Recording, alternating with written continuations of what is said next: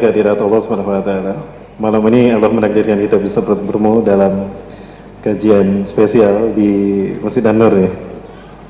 Bersama KAF Surabaya Hijrah dan juga bersama Masjid An-Nur. Alhamdulillah ini merupakan sebuah karunia dari Allah bagi saya hari ini. Saya tidak membayangkan Allah menakdirkan saya berada di Surabaya hari ini, dan saya bersyukur karena karunia ini. Mudah-mudahan ini pertemuan yang berkah bagi kita semua. Amin. Dan juga saya mendoakan bagi siapapun yang hadir ke masjid ini, Allah memberikan kemudahan baginya menuju surga. Ya, sebagaimana Rasulullah SAW sabdakan, "Man salaka thariqan yaltamisu fihi 'ilman, sahalallahu thariqan ilal jannah." Barang siapa yang menempuh satu jalan untuk menuntut ilmu, maka Allah akan memudahkan baginya jalan menuju surga. Ya. Para Allah mau masuk surga? Mau. Yang jawab sedikit ini. Memang peminatnya sedikit ya surga. Para Allah mau masuk surga? Hafal nama-nama surganya?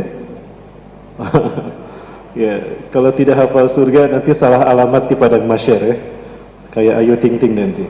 Ya, hafalkan dari sekarang nama-nama surganya biar tidak salah alamat insyaallah. Baik. Salawat dan salam semua dilimpahkan pada uswah kedua kita Rasulullah Muhammad sallallahu alaihi wasallam. Nabi dan Rasul yang diutus ke tengah-tengah kita menjadi pertanda kalau beliau adalah tanda dekatnya hari kiamat. 14 abad yang lalu Rasulullah SAW mengisyaratkan bu'istu ana wasah kahatain. Jarak diutusnya aku dengan kejadian hari kiamat itu seperti telunjuk dan jari tengah. Wa huwa yubaidu qalilan bainahuma. Rasulullah menjarangkan sedikit antara telunjuk dan jari tengahnya. Nah, Rasulullah SAW mengatakan jarak beliau diutus dengan hari kiamat seperti ini 14 abad yang lalu. Lah kita hari ini mau bilang apa, Prabowo? Kalau saya melipat jari tengah saya, antara kita dengan kiamat, waspadalah. Ya. Saya merinding ketika membaca dua kitab Nihayatul Anam karya Dr. Muhammad bin Abdurrahman Al-Arifi dari Saudi Arabia yang nyaris hampir ke Indonesia pada tahun 2015, namun batal karena ada tokoh yang tidak keberatan beliau datang ke Indonesia.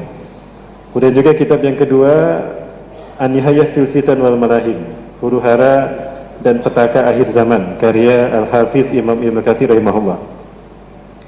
Di sana ada dua hadis setidaknya yang memberitahukan pada kita kalau kita berada di pintu gerbang kiamat. Jadi kita bukan dekat lagi dengan hari kiamat, kita berada di pintu gerbang kiamat. Ya. Apa yang membuat saya mengatakan demikian? Nah, ini setidaknya dua hadis ini Rasulullah sampaikan. Tidak apa-apa saya bacakan hadisnya? Nggak akan ada yang keberatan? Mudah-mudahan tidak ada yang kebakaran jenggot ya. Yang pertama Rasulullah mengatakan, baina yaday sa'ah, di pintu gerbang kiamat, sinina khawadi'atan. Di pintu gerbang kiamat akan muncul tahun-tahun penuh dengan tipu daya dan tipu muslihat. Ya, jadi skalanya tahun. Kalau tahun-tahun kita rasakan penuh dengan tipu daya dan tipu muslihat, waspada, kita berada di pintu gerbang kiamat. Indikatornya ada tiga. Yang pertama, yukadzabu fiha shadiq. Orang-orang yang benar, orang-orang yang jujur didustakan. Orang-orang yang berkata benar dibohongi. Ya, sudah terjadi belum? Sudah di luar negeri sana ya. Ya. Di Mesir. Nah, ketika yang benar dibohongi, yang jujur didustakan, yang kedua pasti terjadi juga. Ya, wa yusaddaqu fihal kadzib, dibenarkannya para pembohong, para pendusta dibenarkan. Ya. Nah, yang ketiga, karena ini sistem, ini juga pasti terjadi. Ketika yang benar dibohongi, yang jujur didustakan, ketika para pendusta dibenarkan, maka yang ketiga, wa yu'tamanu fil kha'in, para pengkhianat muncul, diangkat menjadi penguasa. Ya. Jika tiga hal ini terjadi, berarti kita berada di pintu gerbang kiamat. Ya. Bagaimana Bapak Ibu? Yakin kita berada di pintu gerbang kiamat? Berdasarkan hadis tadi. Kurang dekat. Kalau kita berada di pintu gerbang kiamat, lalu kapan menikah, Mas? Ya, kita berada di pintu gerbang kiamat, Mas. Esok lusa nikah ya? Ada akhwatnya tuh di atas, insya Allah. Baik, Hari ini kita tidak berbicara tanda-tanda kiamat yang lain, melainkan berbicara tentang Imam Mahdi dan pengikutnya. Nah, kiamat tidak akan terjadi, melainkan tanda-tandanya muncul. Dan tanda-tanda kiamat ini terbagi dua, asyratus sughra wa asyratul kubra. Tanda kecil dan tanda besar. Berbicara tanda kecil, itu tandanya cukup luar biasa banyak. Di antaranya ada kurang lebih tanda yang pernah saya hitung dari tanda kecil. Kejadian hari kiamat dari beberapa kitab, itu kurang lebih ada 164 buah tanda. Dan nyaris hampir semua terjadi. Yang belum terjadi tinggal dua ya. Yang belum terjadi tinggal dua.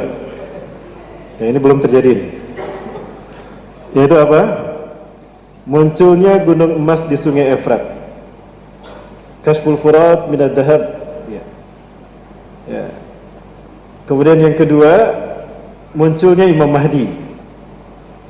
Nah, munculnya Imam Mahdi ini bisa jadi berbarengan dengan munculnya gunung emas di sungai Efrat.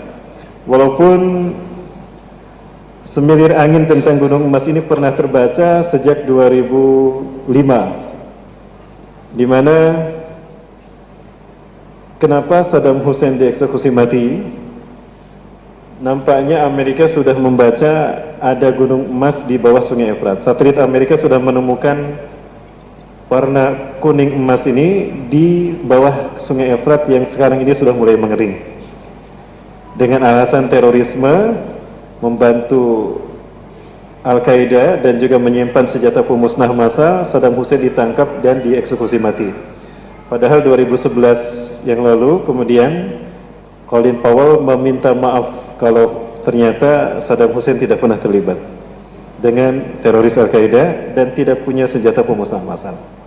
Saya ada tayangan di sini. Nah, kemudian tanda berikutnya Imam Mahdi muncul. Nah, kemunculan Imam Mahdi ini menghubungkan tanda kecil dengan tanda besar. Kenapa? Karena kemunculan Imam Mahdi itu jaraknya sangat dekat dengan kemunculan Dajjal. Bisa jadi antara 3 sampai 5 tahun ke depan. Ya. Kenapa saya bisa mengatakan 3 sampai 5 tahun ke depan? Tadi sudah kita bahas di Lamongan ya, para sekalian. Atau kita lihat sekarang, para sekalian.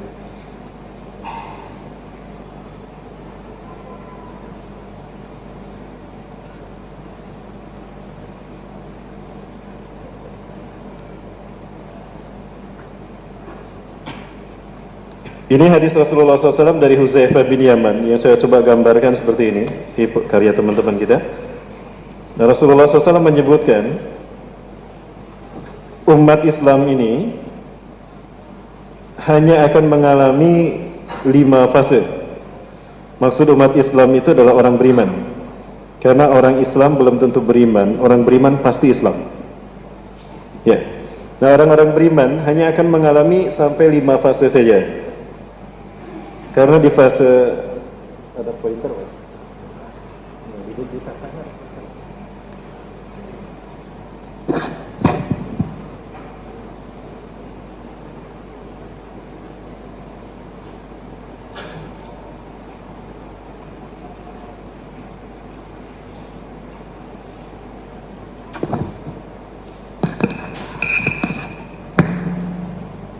Di fase ini orang beriman sudah tidak ada.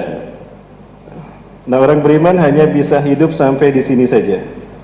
Nah, hanya di sini saja, di akhir fase yang kelima. Karena di fase inilah, di akhir fase yang kelima ini Allah akan mencabut nyawa orang beriman di muka bumi dengan berhembusnya sebuah angin dari bumi Hijaz antar Mekah dan Madinah. Hijaz itu tempat antar Mekah dan Madinah. Nah, Rasulullah menyebutkan dalam sebuah hadisnya, Rasulullah SAW, Satarih min ardil Hijaz, akan berhembus sebuah angin dari bumi Hijaz.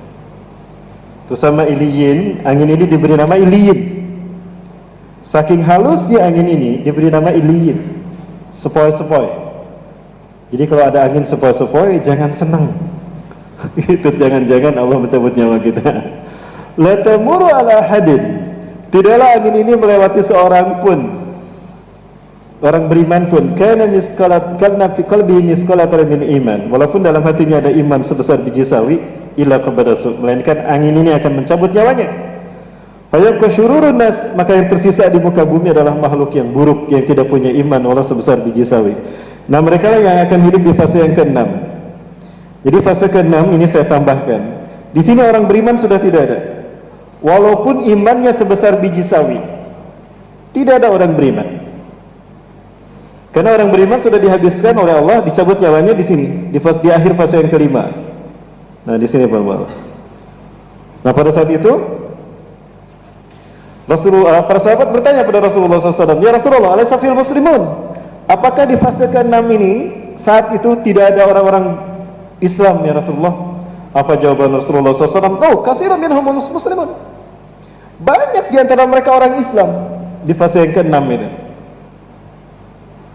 Lakinna imanuhum la yujawizu hanajirahum, tapi iman mereka tidak sampai menyentuh tenggorokan. Jangankan ke hati, iman mereka tidak sampai ke tenggorokan. Iman mereka ada di mana? Nyangkut di pangkat, nyangkut di jabatan, dan nyangkut di bonus dunia.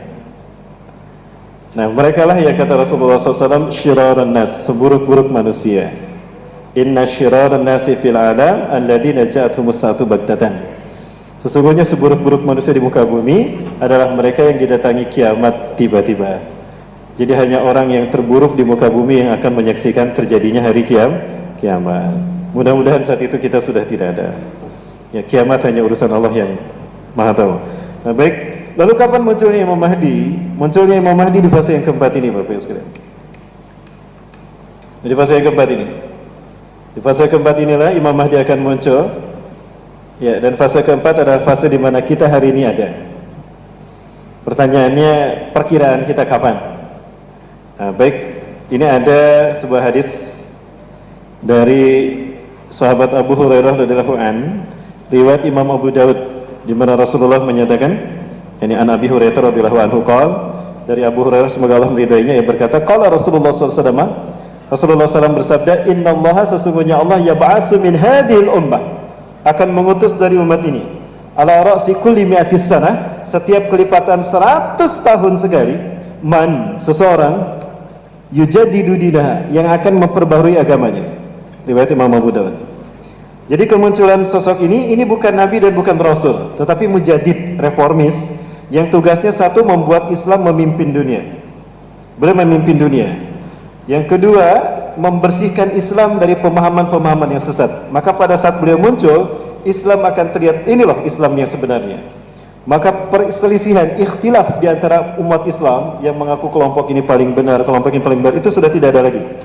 Pada saat itu kita akan mendapati Islam yang sesungguhnya yang beliau bawa. Dan yang ketiga, beliau akan menciptakan kedamaian dan ketentraman di muka bumi. Ya melul abdu adlan wa qistan kama muliyat sulman wa jawra. Ya. Baik, nah ini Rasulullah menyebutkan setiap 100 tahun sekali setelah beliau wafat. Baik, para mulai mati Allah, kalau kita lihat berdasarkan fase ini fase kita buat ya, mungkin tidak semua kaum muslimin sama memahami fase ini. Ya, abad kejayaan Islam kalau ditanya sebelum kita ini siapa? Sepakat tidak kalau saya katakan Turki Utsmani? Sepakat ya, Turki Utsmani. Dan kita tahu secara de facto Turki Utsmani berakhir di 3 Maret 1924. 3 Maret 1924. Nah, andaikan ini angka abad kejayaan Islam sebelum kita, maka angka kejayaan Islam berikutnya kapan? 2024. Ya, 2024.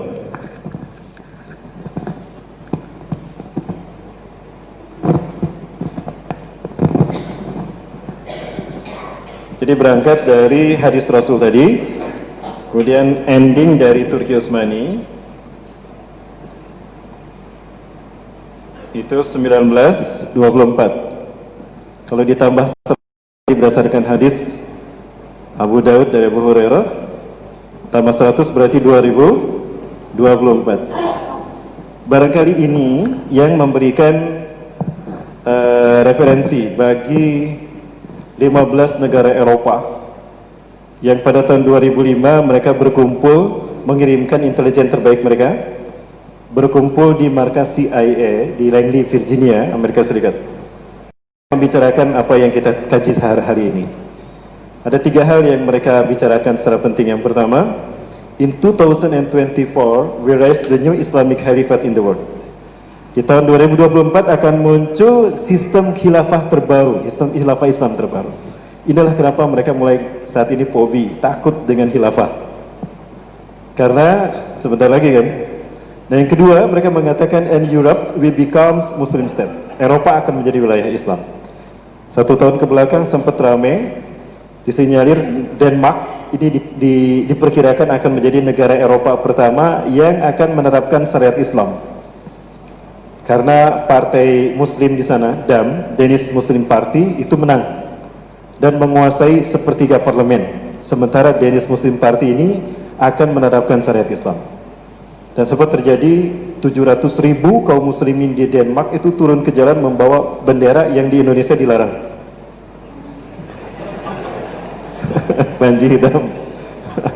Itu di Denmark. Saya tidak bicara tanpa fakta. Ada tayangannya di sana, tapi kita tidak lihat sekarang ya. Baik. Dan yang ketiga yang mereka katakan, Islam will rise from the east. Islam akan bangkit dari timur. Mereka mengarahkan telunjuknya ke Indonesia. Maka jangan salah kalau kita ditekan habis-habisan sekarang. Ya, sebagaimana pernyataan dari Dr. Syekh Abu Bakar Al-Awawidah ketika di Jogokarian 2016. Beliau diundang untuk memimpin salat tarawih, disaksikan oleh Ustaz Salim Afillah. Beliau sempat, saya titip pertanyaan pada Ustaz Salim Afillah. Beliau mengajak saya, Ustaz, kata Ustaz Salim, nanti ada Syekh Abu Bakar Al-Awawidah di Jogokarian. Ustaz, saya undang hadir. Saya tidak bisa hadir saat itu, tapi saya titip pertanyaan pada Ustaz Salim Afillah tentang hadis merah putih. Rasulullah menyebutkan merah putih dalam hadisnya. Ini 1 dari 3 pengikut Imam Mahdi, insya Allah Indonesia. Mau daftar, silakan daftar ke saya. Nah, saya tanyakan itu kepada titip pertanyaan itu pada Ustaz Salim Afillah. Mudah-mudahan ditanyakan ya, karena memang kemudian keluar pernyataan dari Wakil Ketua Rabithah Ulama Palestina. Beliau buta karena disiksa Israel di penjara. Beliau mengatakan, ala kulli biladil muslimin alladzina yaqbaluna al-islam dinahum antum ya Indonesia lam yahtarakumullah liqiyami hadaddin. Dari semua negara yang menerima Islam sebagai agamanya, tinggal kalian Indonesia yang belum memimpin kebangkitan Islam. Maka jangan salah kalau sekarang kita didera oleh gelombang panasnya politik di tanah air kita, dan kita didatangin oleh negara yang ingin menguasai kita. Karena apa?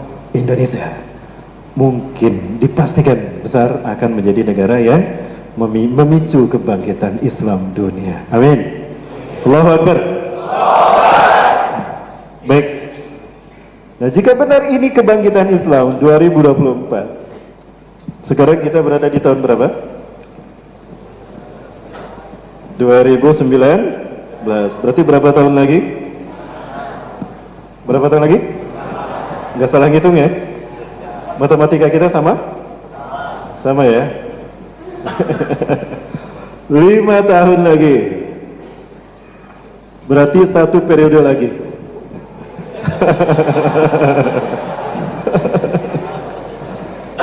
Jika ini angka kebangkitan Islam dimulainya fase yang kelima, maka iblis tidak bisa lagi menggoda manusia dengan yang beriman. Dan setan-setan tidak akan bisa menggoda manusia. Karena di fase yang kelima, umat Islam akan berjaya. Dan Islam akan tegak di seluruh dunia. Bahkan umat Islam akan kaya raya. Jadi jangan khawatir yang hari ini cicilannya masih besar, nanti lunas di fase yang kelima. Ya Allah, segera utus Imam Mahdi ya Allah. Ini debt collector mau nagih ke rumah ya Allah.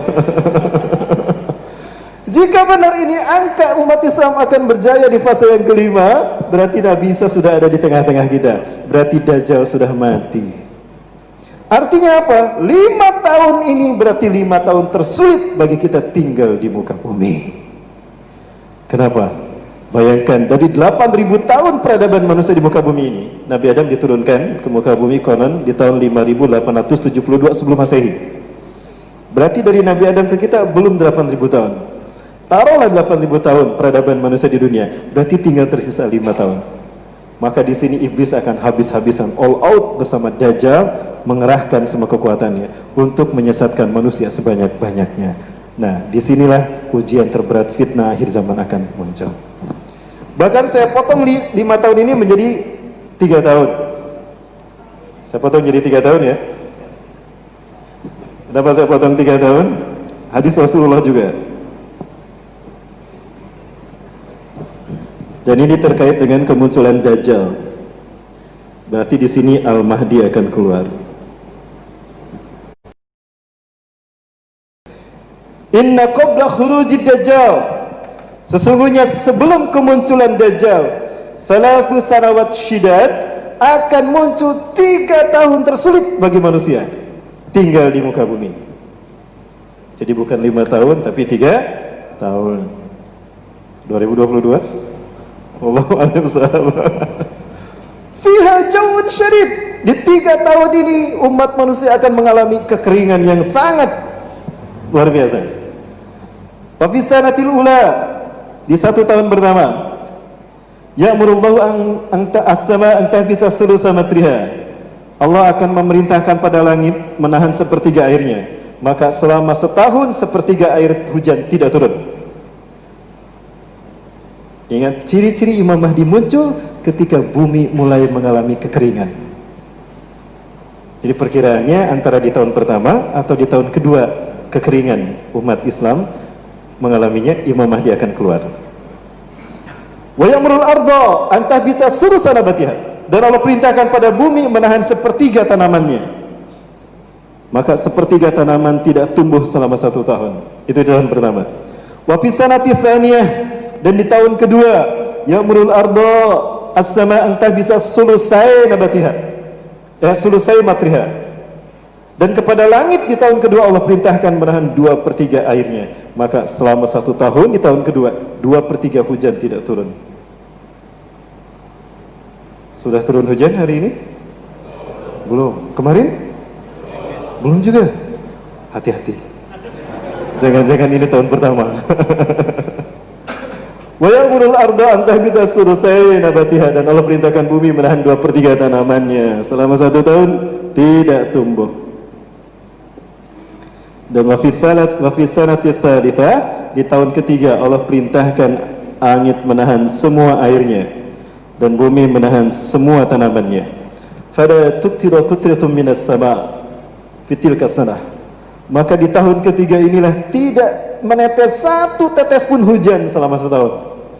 Bayangkan Pak, setahun tidak ada setetes pun dari langit. Ya.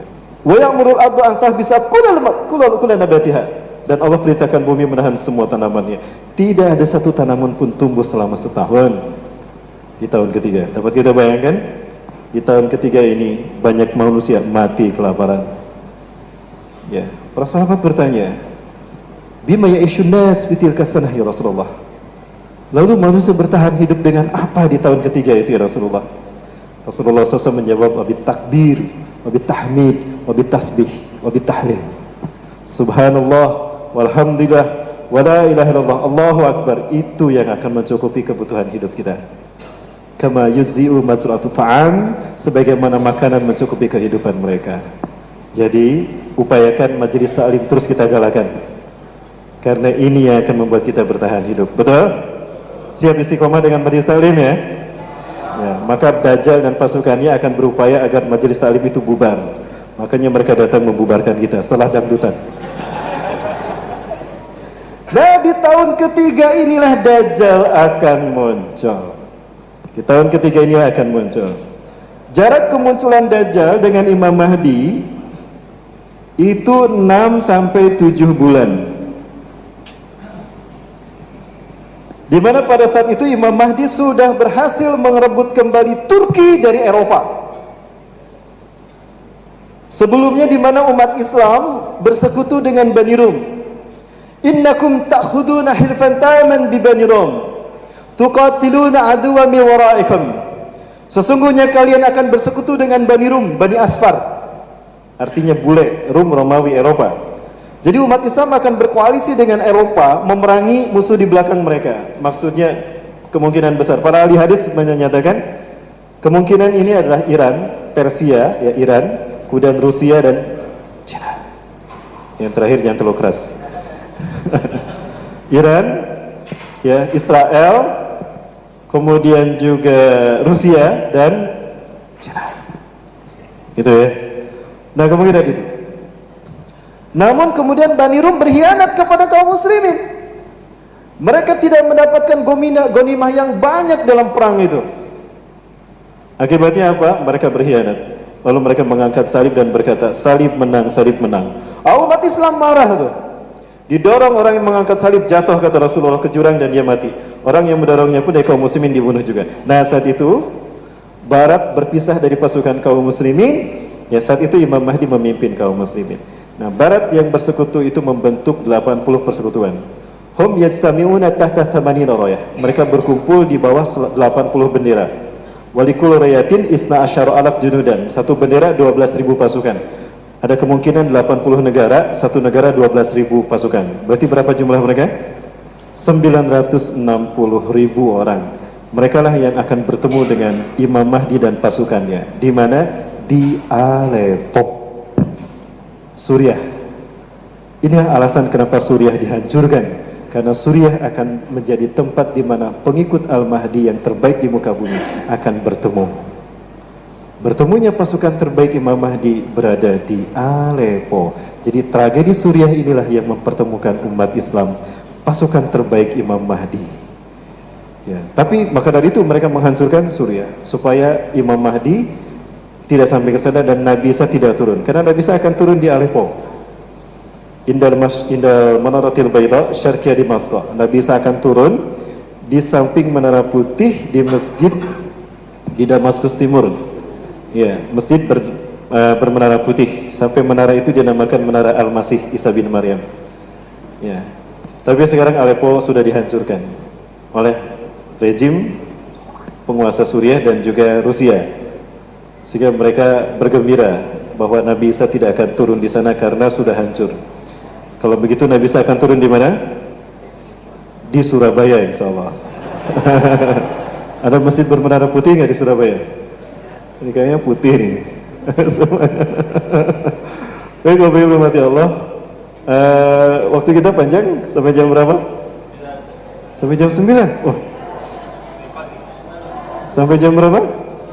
Sampai jam 10. Saya tagih sampai jam 10 ya. Baik. Jadi ada kemungkinan besar di 5 tahun inilah Imam Mahdi akan muncul. Baik. Tanda-tanda Imam Mahdi akan muncul apa? Imam Mahdi ini hadisnya ada 500 buah hadis. Ya, sehingga para ulama menyebutkannya sebagai hadis yang mutawatir ma'nawi. Mutawatir ma'nawi ini lebih tinggi dari muttafaq alaih, di atas Sahih Muslim dan Sahih Bukhari. Sehingga wajib bagi umat Islam untuk meyakini Imam Mahdi. Kedua, tidak kurang dari 26 sahabat meriwayatkan tentang Imam Mahdi. Berarti mutawatir tadi. Kemudian, tidak kurang dari 36 kitab hadis meriwayatkan Imam Mahdi. Sehingga hadis tentang Imam Mahdi ini menduduki predikat yang luar biasa, mutawatir ma'nawi. Nah, tanda-tanda Imam Mahdi disebutkan dalam 500 hadis tadi, diantaranya adalah tatafajjar dam hiwalal ka'bata fil mataf fi ashril hajj. Ya. Darah tergenang di mataf sekeliling Ka'bah, ada darah tercecer, itu di musim haji. Penasaran yang mati Allah, ada 2 peristiwa yang saya tahu, sebetulnya banyak. Cuma yang saya simpan di sini ada 2 peristiwa di mana darah tercecer di mataf. Yang pertama di tahun 2015, tepat tanggal 11 September, hari Jumat, sebuah kren jatuh menimpa Masjidil Haram karena hujan besar saat itu. Saya curiga besar, saya tidak, sampai sekarang saya masih berat untuk meyakini itu gejala alam biasa. Ya, saya curiga kalau ini buatan manusia. Ada sebuah alat yang bernama ini HAARP, silakan cari di searching di Google atau YouTube. High Frequency Active Aurora Research Project, sebuah alat yang dulu digunakan untuk menciptakan Iron Dome dalam Perang Dunia Kedua, di mana Amerika menciptakan Iron Dome dengan alat ini untuk menangkal rudal dari Rusia. Hologram di langit sehingga membuat rudal itu meledak sebelum jatuh ke tanah Amerika. Nah, sekarang ini sudah dimodifikasi sedemikian rupa dengan kecanggihan sains dan teknologi menjadi multifungsi. Bisa menciptakan gempa bumi, tsunami, bahkan they can create the weather control, bisa mengontrol cuaca. Dan ada alat yang lebih lengkap lagi sekarang, dan ini langsung dipasang di atap rumah kita. Gwen, silakan kaji di search di Google. Ini singkatan juga. Ini sedang saya teliti. Efeknya langsung kepada saraf manusia, bisa mengontrol perbuatan manusia dari jarak jauh dengan bermodalkan satelit. Baik, saya ingin menampilkan satu saja yang terjadi di awal 2019. Boleh saya perlihatkan? Baik, jangan kemana-mana, tetap bersama saya yang salah satu ini. Baik.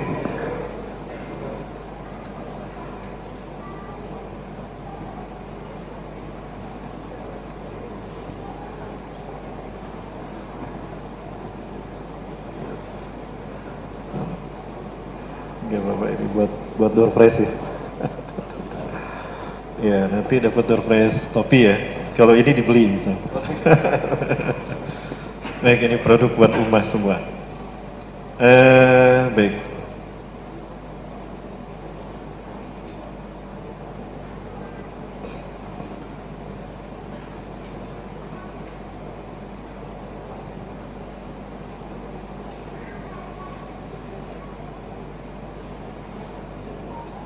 Seorang mahasiswa mengirimkan tayangan ini kepada saya.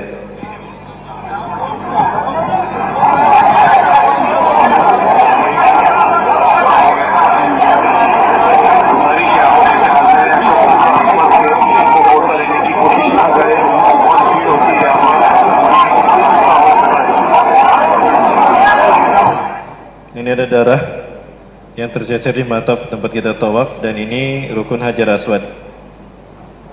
Banyak informasi beredar, versinya versi apa?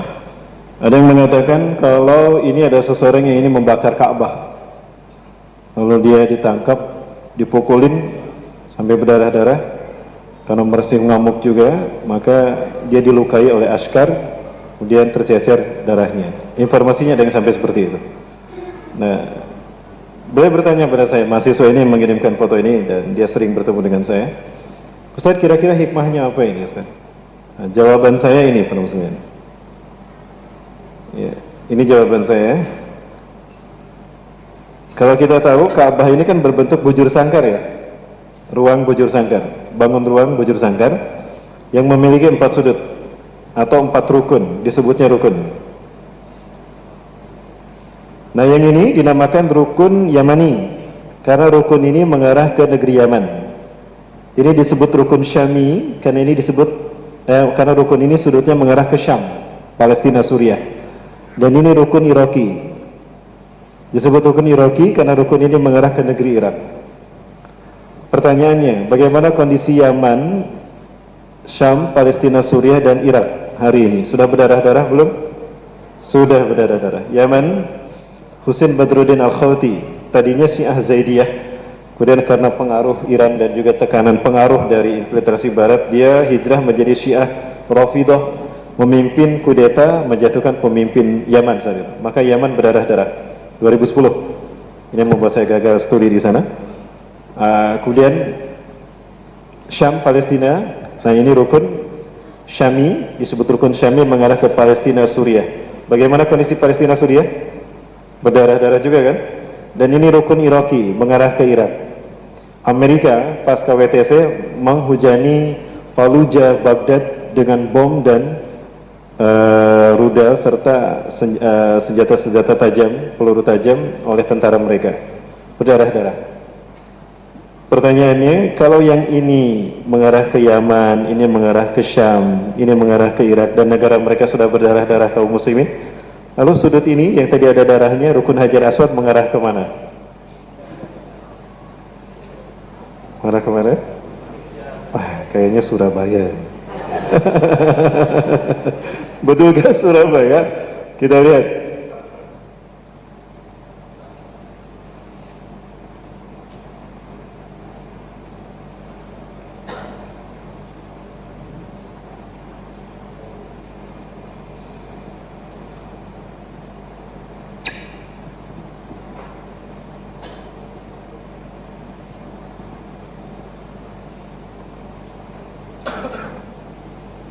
Ya, kemana Pak? Ada yang bilang ke gedung Bawaslu katanya. Karena bulan Mei berdarah-darah. Nah, kemana nih? Selat Malaka. Tinggal Selat Malaka, kunci penguasaan Cina atas Indonesia. Ya, berita dari sana, Aceh, saya terima dari teman saya. Kalau Inggris, Prancis, Australia, Amerika, NATO sudah bersiap-siap menyimpan pangkalan militer di sana untuk menghalangi agar ini tidak direbut oleh China. Karena kalau itu direbut, maka Indonesia akan dikuasai oleh mereka. Nah, lupakah kita? Kalau Rasulullah pernah bersabda, "La taqumu sa'atu aw la ta'tina sa'atu hatta tuqatilu qauman sigorul a'yun juluduhum ahmar zunfal unuf wa wujuhum kal majanil mutrafah." Kiamat tidak akan datang menimpa kita sampai kalian berperang dengan satu bangsa, kata Rasulullah. Sipit mata mereka, merah kulit mereka, pesek hidung mereka, dan lebar wajah mereka seperti tameng. Bangsa mana? Sudah datang belum? Jadi ingat, Imam Mahdi akan muncul, perang di mana-mana, gempa di mana-mana. Itu ciri Imam Mahdi muncul. Dan ini tadi sudah kita bahas, darah tercecer di mata. Baik. Nah, lalu siapakah nanti yang akan menjadi pengikut Imam Mahdi? Who is the followers of Mahdi? Nah, yang pertama, Rasulullah SAW menyebutkan bahwa ada 7 ulama dunia yang mereka berkumpul di saat ibadah haji telah ditunaikan. Hum yab'asuna an-Mahdi, an-Mahdiyah. Mereka mencari-cari Imam Mahdi. Maka 7 ulama ini Allah pertemukan. Di antara mereka bertanya-tanya, "Limadza tabhasu an-Mahdiyah?" Kenapa engkau mencari Imam Mahdi? Negara kami sudah kacau balau. Orang-orang yang berakal sehat kalah sama orang-orang yang berakal garis miring. Nah, seperti itu. Intinya begitu. Kezaliman di mana-mana, ketidakadilan di mana-mana, berdarah-darah negeri kami, pembantaian sudah mulai terjadi. Kami yakin hanya Imam Mahdi solusinya. Oh, berarti nasib kita sama, negara saya pun begitu. Nah, begitu. 7 ulama ini negaranya mengalami nasib yang sama. Nah, maka apa yang terjadi kemudian? Maka mereka mencari-cari Imam Mahdi. Nah, seperti apa Imam Mahdi? Boleh kita bahas? Kita bahas dulu seperti apa Imam Mahdi ya, biar kita kenal. Siapa tahu ada di Surabaya nanti. Kalau ada, WA saya kasih tahu. Baik, kita bahas dulu Imam Mahdi-nya.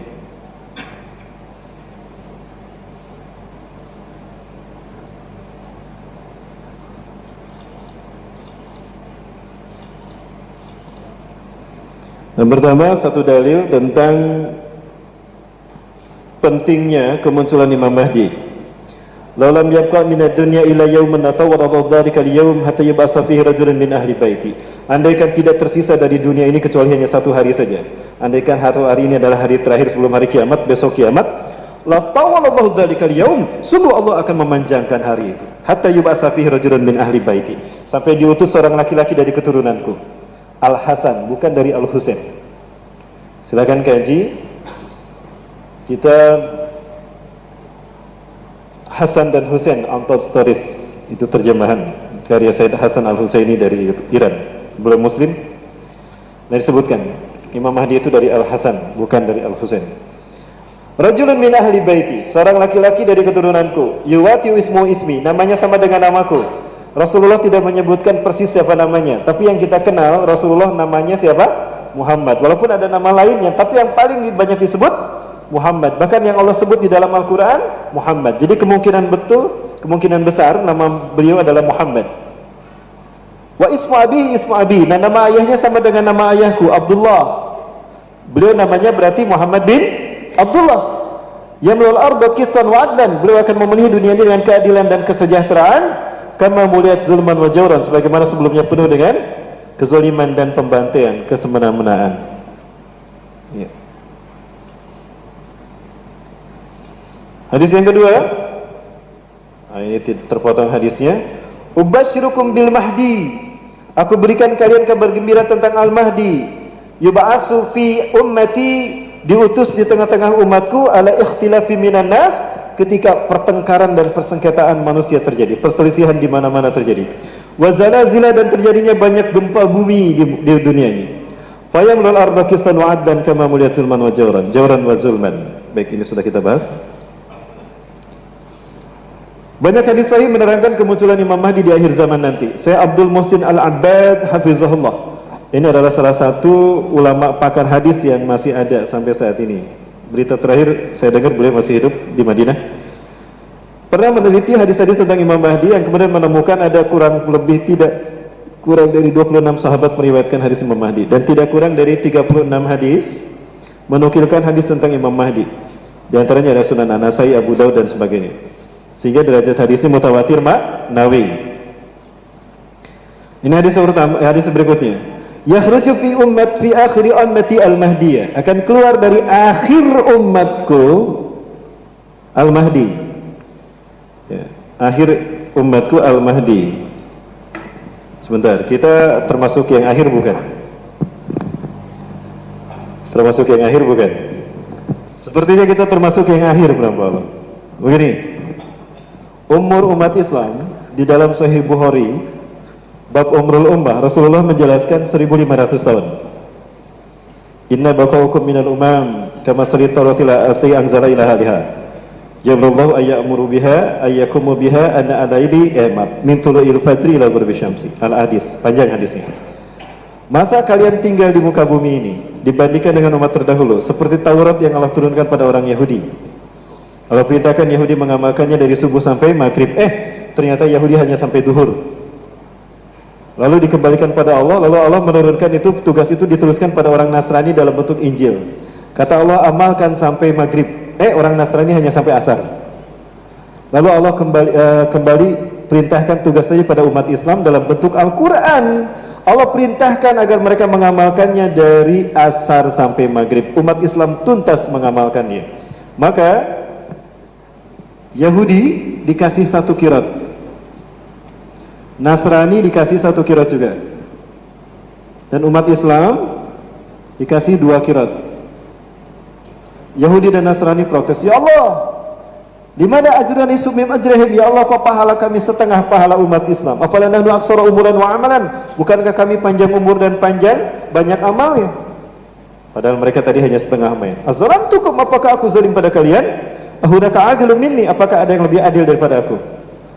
Ya, Yahudi hanya setengah main tadi, Nasrani juga sama. Nah, Rasulullah menyebutkan umur kita dengan contoh soal seperti ini. Oh, berarti umur umat Islam adalah umur Yahudi ditambah umur Nasrani, UY plus UN. Lakin fi ziyadah, kata para ulama ada ziyadah sedikit, yaitu masa fatrah antara diangkatnya Nabi Isa dengan Rasulullah diutus. Dan ulama ahli hadis sepakat tidak lebih dari 100 tahun. Maka kalau kita jumlahkan, Yahudi itu umurnya 900 tahun, Nasrani 500 tahun, masa fatrahnya 100 tahun. Jadi berapa? 1500 tahun. Apakah umat Islam umurnya 1500 tahun? Umur umat Nabi Muhammad iya. Tapi untuk orang beriman kayaknya kurang dari itu. Baik, kurang dari itu. Maksudnya ya, angka ini nih. Ini kan angka dimulainya kebangkitan Islam ya. Maksudnya angka umat Islam berkuasa di dunia. Nah, Imam Mahdi memimpin di sini. Dari sini kalau kita hitung kekuasaan Imam Mahdi dalam hadis Rasulullah, Imam Mahdi itu antara 7 sampai 9 tahun. Andaikan ini 7 sampai 9 tahun, Imam Mahdi kekuasaannya 9 tahun, kita ambil angka terbanyak, tambah 5 tadi berapa? 14 tahun. Ya, berarti kalau 14 tahun berakhir di tahun berapa? Sebentar, dari tambah 5 ini kan 2004 tambah 9 2033, betul? Nah kemudian setelah Imam Mahdi wafat, umat Islam akan dipimpin Al-Qahtani, dan Al-Qahtani tidak lebih dari 1 tahun. Itulah khalifah terakhir umat Islam. Tambah 1, nanti kemungkinan 2034 umat yang beriman habis di muka bumi. Ini perkiraan saja. Wallahu a'lam bishawab. Hanya Allah yang berkehendak apakah ini terjadi betul. Ini hanya perkiraan saja berdasarkan hadis Rasulullah tadi. Tentang kiamat hanya Allah yang tahu. Tentang ajal hanya Allah yang tahu. Rasulullah memberikan perkiraan, analisanya berdasarkan hadis ya yang tadi kita baca dari Abu Daud. Nah, berarti kita inilah umat akhir zaman. Jadi kemungkinan besar Imam Mahdi akan muncul di zaman kita. Nah, lalu siapa yang akan menjadi pengikut Imam Mahdi? Ada 3. Yang pertama Ahlus Syam, yang kedua Ashabu Rayatis Sud, yang ketiga Taifah Mansurah. Baik.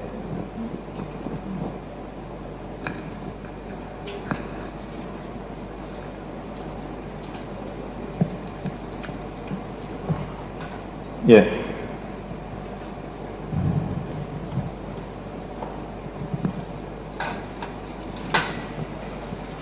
Ya, jadi pengikut Al-Mahdi ya, itu ada 3. Ini pendapat saya. Ya, pendapat saya. Yang pertama Ahlus Syam, yang ketiga Ashabu Rayatis Sud,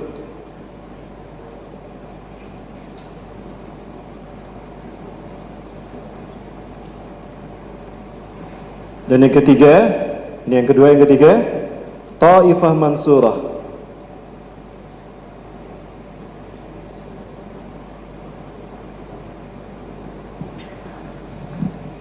Siapa Ahlus Syam? Syam adalah nama tempat yang diambil dari nama putra kedua Nabi Nuh alaihissalam. Setelah Nabi Nuh dan orang beriman mendarat di Bukit Cudi Turki, anak yang pertama Yafis mengembara ke atas, melahirkan Eropa dan Balkan, melahirkan Rusia, Yugoslavia, Yahudi, Khazar, kemudian Cina dan Turkmenistan. Kemudian ke atas melahirkan Eropa. Syam tinggal ke bawah turun, melahirkan Palestina, Suriah, Jordan dan Lebanon serta Arab. Ham, anak yang ketiga, turun ke samping bawah, melahirkan Mesir dan Afrika. Adapun kita, Asia, ini Bhinneka Tunggal Ika, campuran dari mereka semua. Ya, Bhinneka Tunggal Ika. Maka yang kulit hitam ada, yang kulit putih ada, yang kulit merah ada, yang kulit sawo matang ada. Ada yang lain dari? Tidak ada. Nah, kalau saya lihat itu Ahlus Syam. Namun ketika kita berbicara Syam dari sisi kebangkitan Islam, maka tertuju kepada Palestina dan Suriah. Nah, dari sinilah akan lahir pasukan pembela Imam Mahdi, ya, pasukan muwahhidun, pasukan ahli tauhid, yang mereka juga akan membawa bendera hitam. Ya. Nah, terkait dengan ini Rasulullah SAW menyebutkan, satakunu jundun fil Iraq, wasatakunu jundun fi Syam, wasatakunu jundun fi Yaman. Akan ada mobilisasi pasukan nanti di akhir zaman di Irak, Syam, Palestina, Suriah, dan di Yaman. Para sahabat bertanya, ya Rasulullah, in wajadna dzalika bi ayyi jundin najtami? Wahai Rasulullah, jika kami menemukan pasukan itu terjadi, dengan pasukan mana kami harus bergabung? Nah, apa kata Rasulullah? Fa'alaikum bisyam. Hendaklah kalian bergabung dengan Syam, Palestina atau Suriah.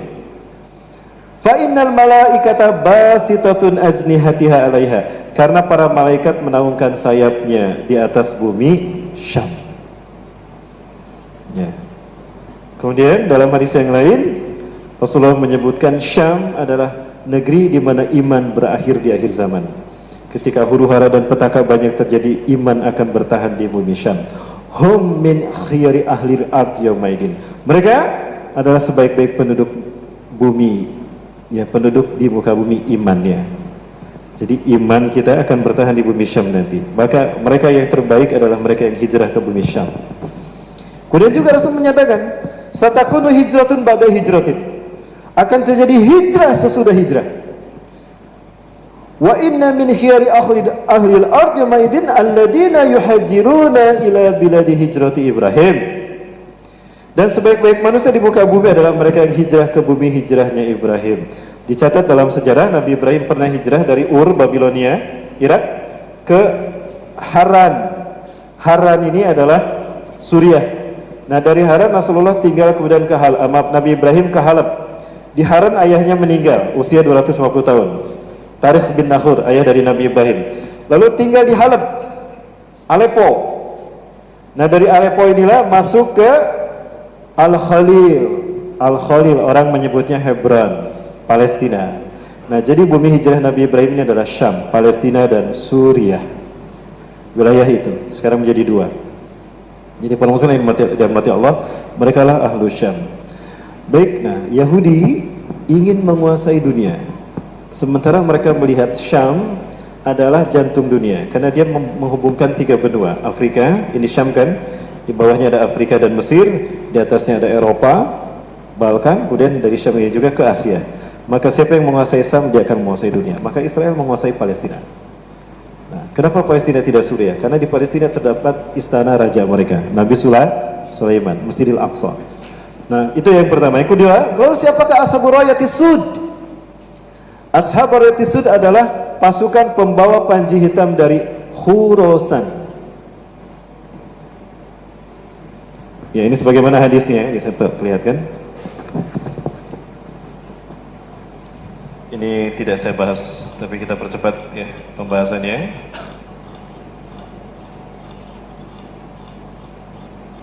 Nah, ini. Yakhruju min Khurasan Rayatu Sudun. Rayatun Sudun. Akan muncul dari bumi Khurasan Rayatun Sudun, pembawa panji hitam. Panji hitam akan muncul ya. Royah itu bendera. Artinya jumlah mereka banyak yang membawa bendera hitam. Sud hitam. La yarudduha syai'un hatta tunsaba bi Iliya. Tidak ada satu kekuatan pun yang mampu menghentikan langkah mereka sampai mereka menancapkan panji hitam mereka di Iliya. Iliya itu adalah Al-Quds, orang dunia menyebutnya Yerusalem. Ya.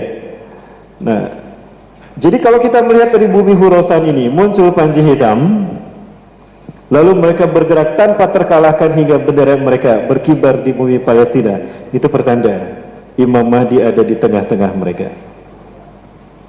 Ya. Imam Mahdi akan muncul di tengah-tengah mereka.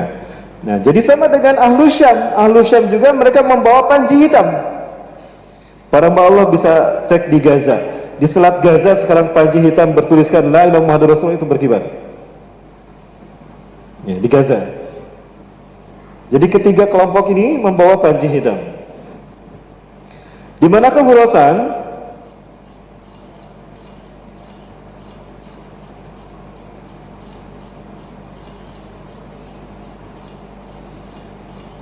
Sebentar Bambang, coba cari.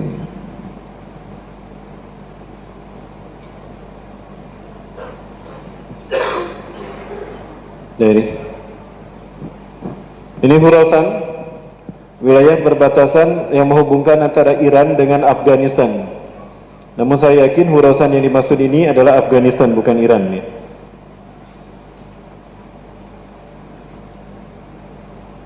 Dan dari Khurasan ini akan bergerak pasukan pembawa panji hitam.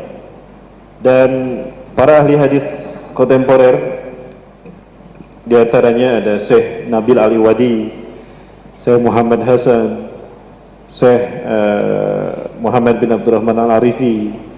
Mereka meyakini kalau Ashab Ratisud Khurasan ini adalah Afghanistan. Dan Bapak Ibu sudah tahu sekarang, Iwafilah sudah mengetahui bahwa Amerika sekarang sudah mencabut pasukannya total dari Afghanistan. Artinya, Afghanistan sekarang sudah mulai kembali ke tangan Taliban. Dan Taliban sudah mulai berkuasa kembali di Afghanistan, resmi sebagai penguasa negara Afghanistan. Apalagi kemarin beritanya sudah datang ya, Afghanistan Taliban ke Indonesia, itu isyarat. Isyarat kalau pasukan yang ketiga itu adalah Indonesia. Insya Allah. Yakin? Halo? Apa pada diem ini? Baik, nanti kita bahas lagi perasaan ya. Nah, itu Khurasan, Ashabul Ratisud.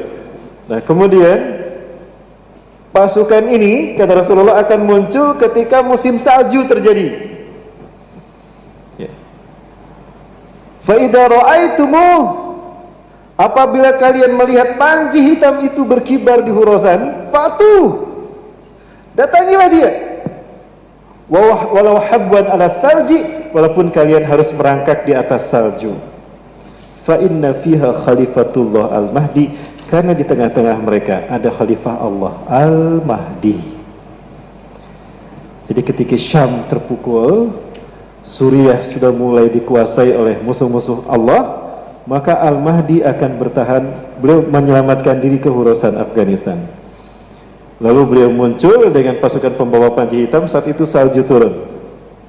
Sampaikan ke Rasul mengatakan tadi, walau habwan ala salji, walaupun kalian harus merangkak di atas salju. Itu Khurasan. Nah, baik. Nah, pasukan yang ketiga adalah Taifah Mansurah. Terkait dengan ini sebentar. Taifah Mansurah. Siapakah Taifah Mansurah ini?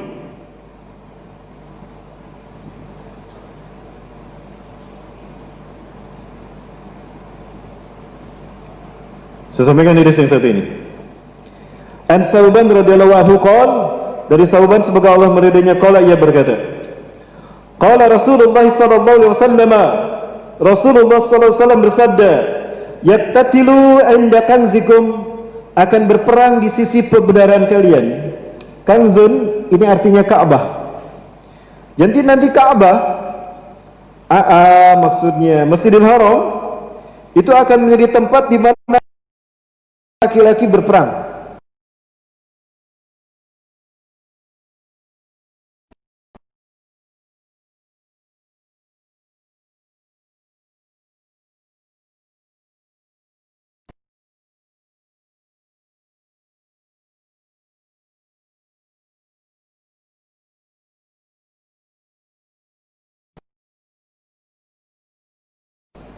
Di Masjidil Haram.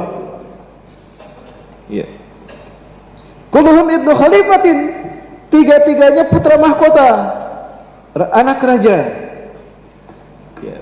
Disebut khalifah di sini artinya raja, karena tidak sedikit ulama ahli hadis mengatakan laisa khalifatan fiha qabla al-mahdi. Sebelum Imam Mahdi tidak ada khalifah. Lakin fiha sultan aw mulkun aw malikun.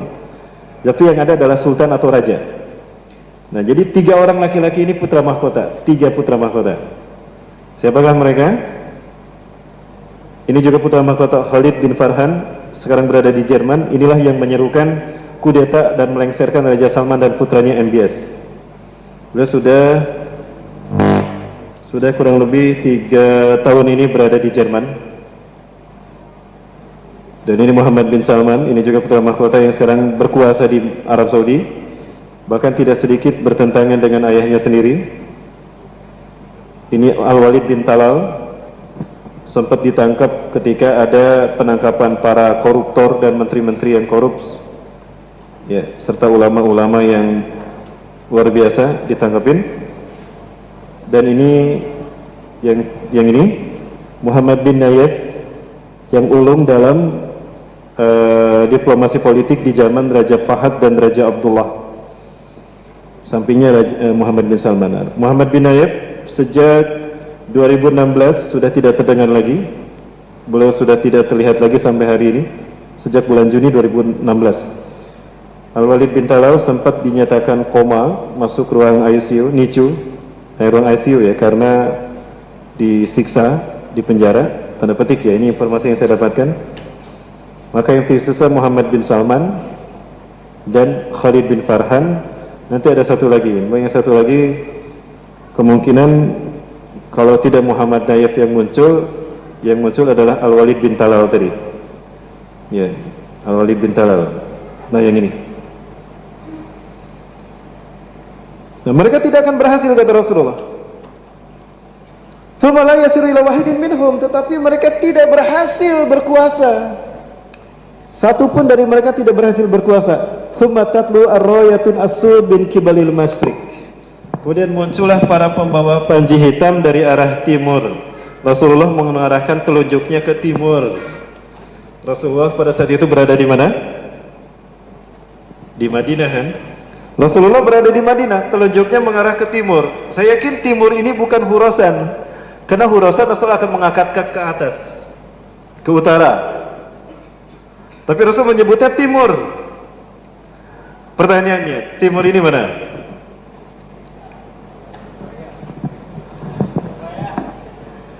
Surabaya.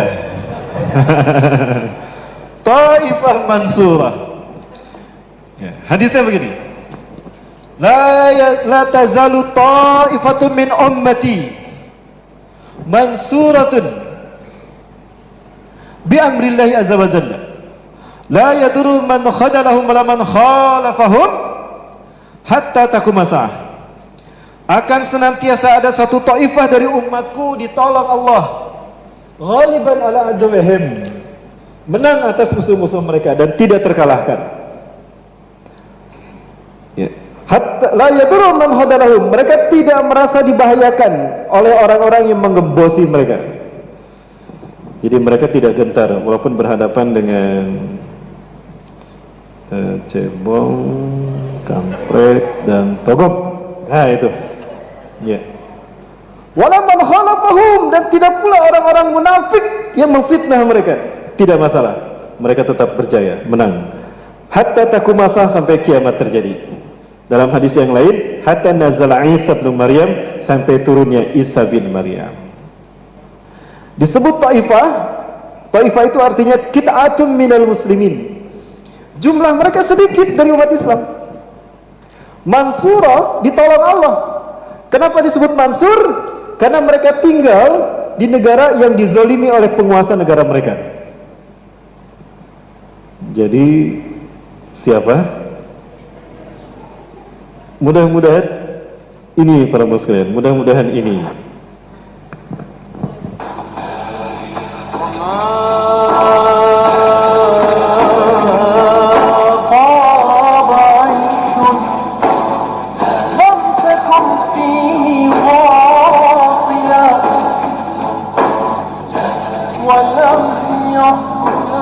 Masa ini berasal dari beberapa pondok pesantren dan majelis taklim di Tasikmalaya, Jawa Barat.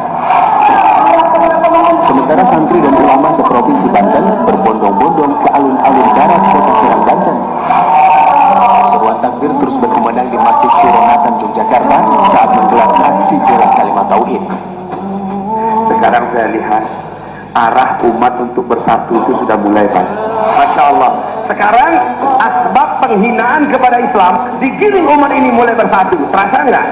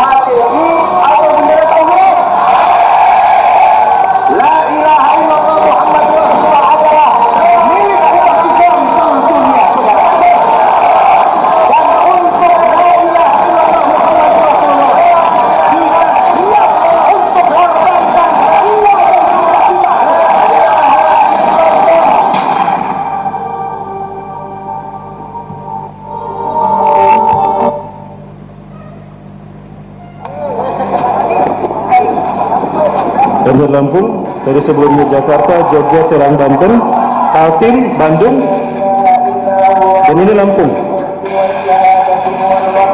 Sampai ke Poso dan sampai ke Ternate. Dalam waktu yang sama panji hitam berkibar di tanah air kita. Tetangga kita yang hari ini tidak ada di sini. Apabila kemudian mereka tidak diadili, bersumpahlah semuanya. Kami akan putih hitamkan Jakarta ya Allah. Kami akan putih dan ratakan area kembali ya Allah. Sampai keadilan di negeri ini ditegakkan. Sampai keadilan di negeri ini ditegakkan. Takbir. Allah Akbar. Ya, dan hal ini ternyata bukan hanya di Indonesia saja, tapi justru memicu kebangkitan Islam juga, memicu kemarahan di seluruh dunia. Ini di Mesir, para sekalian. Ini di Tunisia. Di waktu yang sama, ini di Belanda. Ini tulisannya di atas terhalang ya. Ini di atas ini ada tulisannya. Kemudian yang ini di Jerman, yang ini di Belgia, ini di Australia, dan ini di Rusia, negara yang berideologikan komunisme. Ternyata umat Islamnya bangkit ketika Panji Tauhid dihinakan.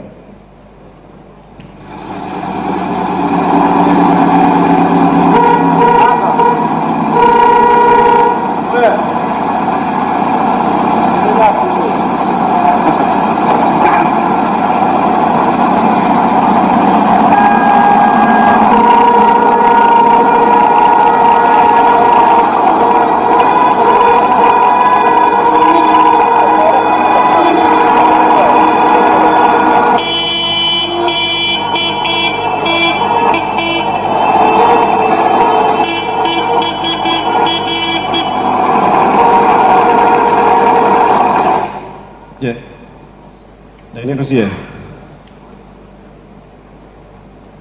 Jadi tiga taifah inilah, tiga kelompok inilah yang saya pahami kemungkinan besar mereka lah yang menjadi pasukan Imam Mahdi. Nah, ketika itu detik-detik pertemuan Imam Mahdi dan detik-detik pencarian Imam Mahdi ini terjadi setelah ibadah haji dilaksanakan.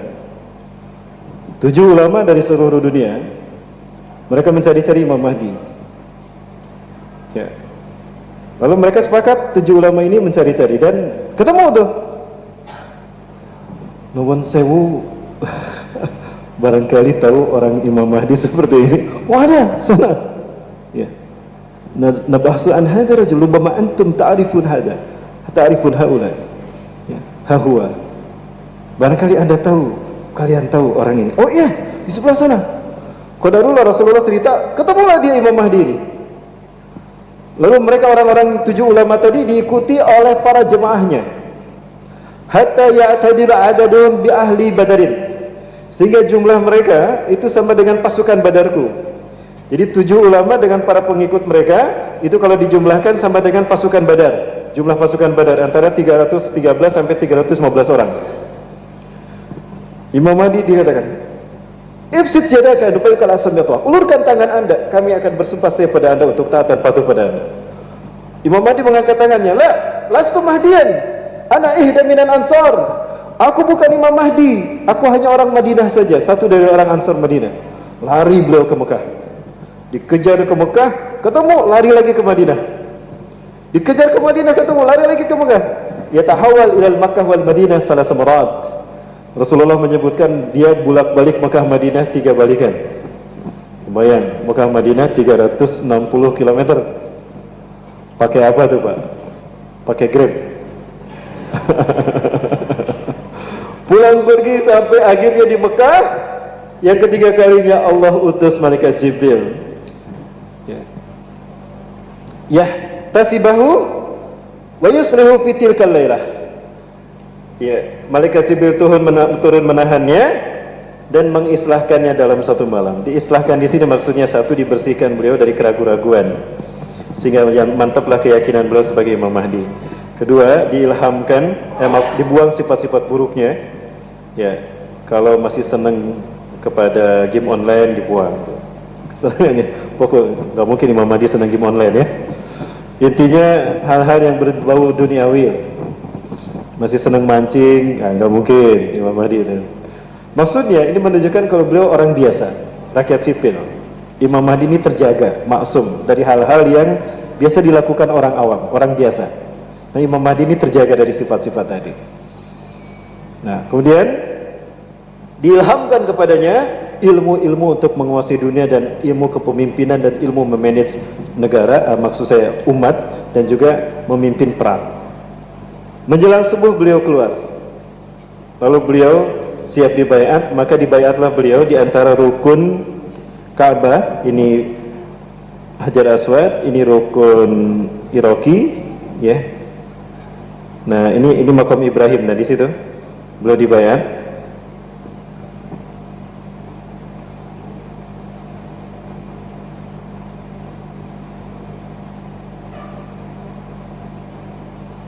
Ya, mohon maaf tidak ketemu.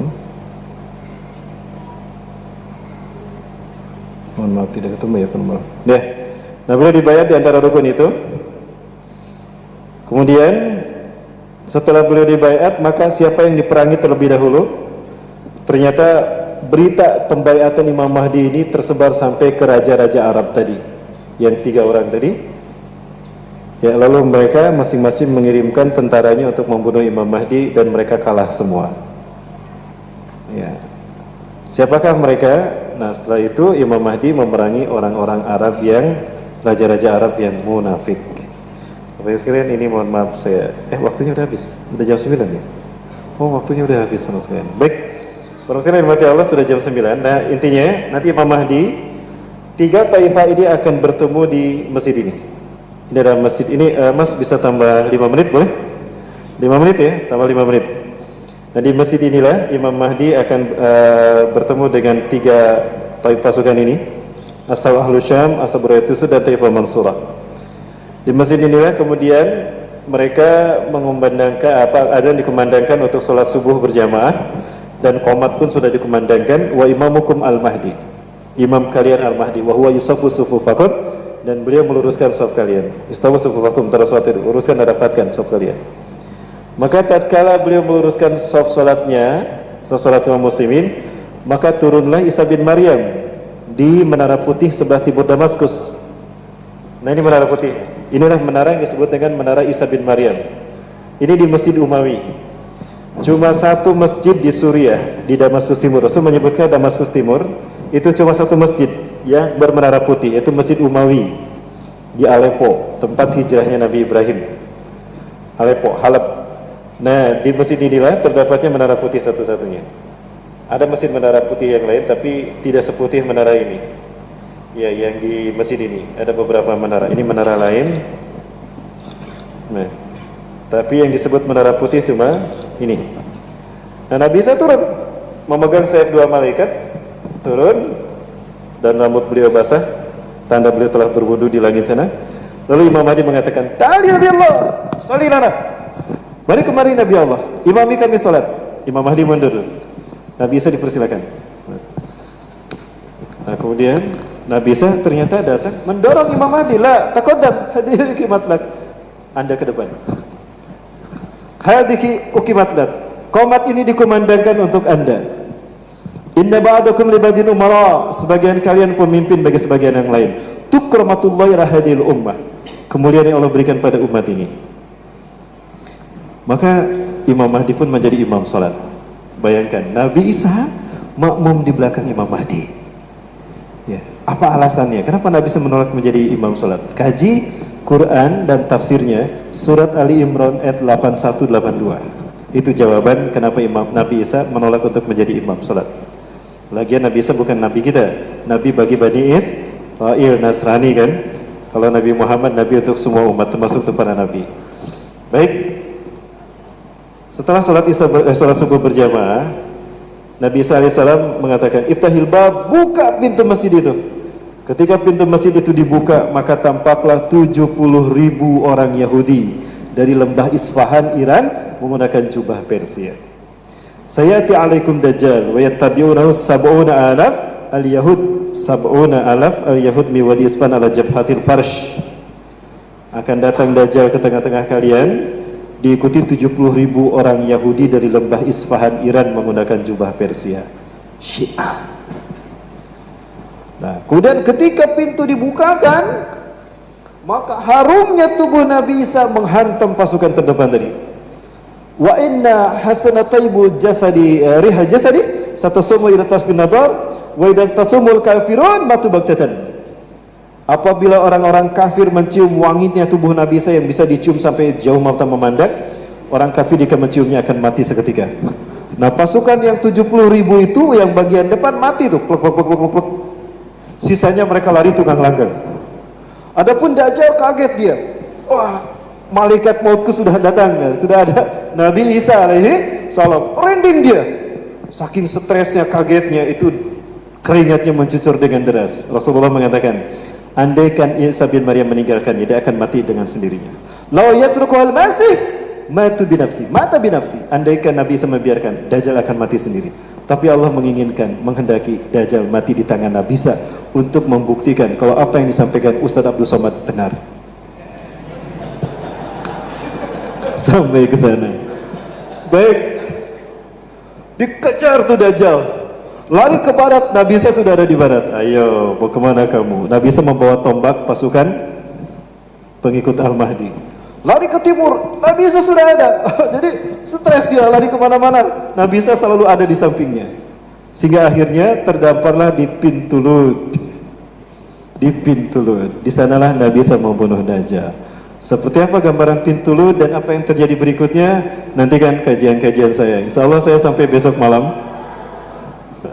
Saya sampai besok malam di Surabaya ini. Kajian terakhir di Masjid Namirah. Masjid Namirah di Lamongan ya. Di Lamongan. Judulnya tentang akhir zaman juga. Ya, itu barangkali sementara untuk kita bahas. Yang penting tadi sudah kita temukan Ahlus Syam, Ashabul Yatisud, Taifah Mansurah inilah pasukan terbaik iman manusia di muka bumi. Mereka lah para pengikut Imam Mahdi. Mudah-mudahan Taifah Mansurah ini Indonesia. Ya, termasuk akan kita bahas juga, betulkah Rasulullah menyebutkan merah putih dalam hadisnya? Ya. Dan apakah merah putih itu termasuk yang dimaksudkan adalah Indonesia? Wallahu a'lam bishawab. Baik, tidak ada pertanyaan, Mas?